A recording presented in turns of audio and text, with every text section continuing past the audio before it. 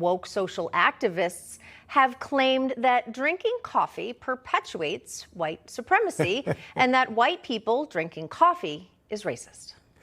Okay, I don't know what to say to that other than joining us to discuss. Hopefully, our friends will help us. I hope so. Editor-in-Chief of the National Memo, Joe Accusations, plus Project 21 member Donna Jackson. Well, I hope you guys can shed some light on this because I'm at a complete and utter loss.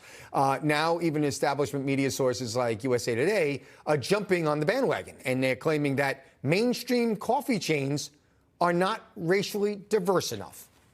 That's right. And I want to get your thoughts on this, Donna, because specifically they quote in this article a woman named Phyllis Johnson. Now, she is the founder of something called the Coffee Coalition for Racial Equity.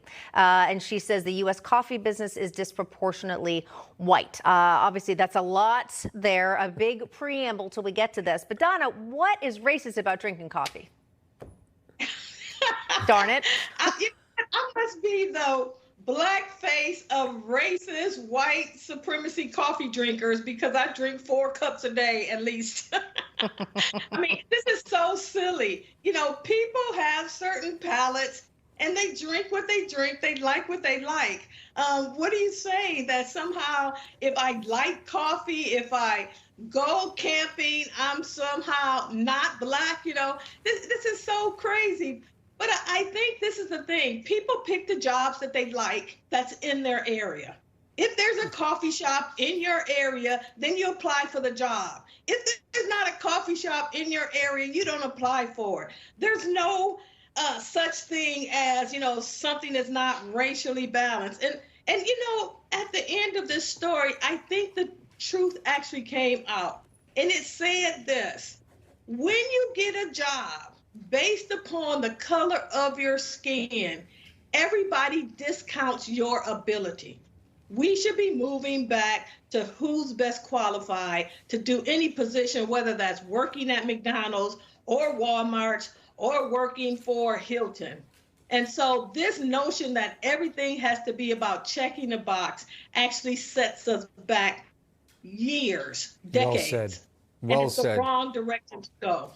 Joe, let me ask you this, just my humble opinion here for a second.